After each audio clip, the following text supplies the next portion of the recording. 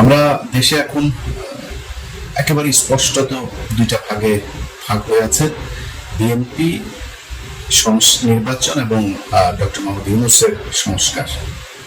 আমি কারোর পক্ষেই যেতে পারছি না, এই জন্য দুঃখিত। কারোর পক্ষে যাওয়ার সুযোগও নাই। বেশ কিছু কারণ আছে, আমি কারণগুলো আপনাদের সামনে ব্যাখ্যা করবো। আপনাদের যদি আমার সাথে একমত হলেও জানাবেন, দ্বিমত হলেও সেই আপনাদের মন্তব্যের ঘরে জানিয়ে দেবেন।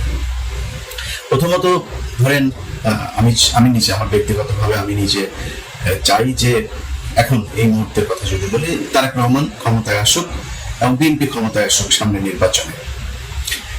আমি 5 তারিখের পরে আমার বেশ কয়েকটা ভিডিওতে আমি বলেছিলাম যে এই সরকারের যদি বর্তমান অর্থাৎ ডক্টর ইউনূসের যে সরকার, এই সরকারের যদি প্রয়োজন হয় তারা 5 বছর 10 বছর 20 বছর যতদিন ইচ্ছা থাকুক, কোনো সমস্যা নেই। আমি নিজেই বলেছিলাম।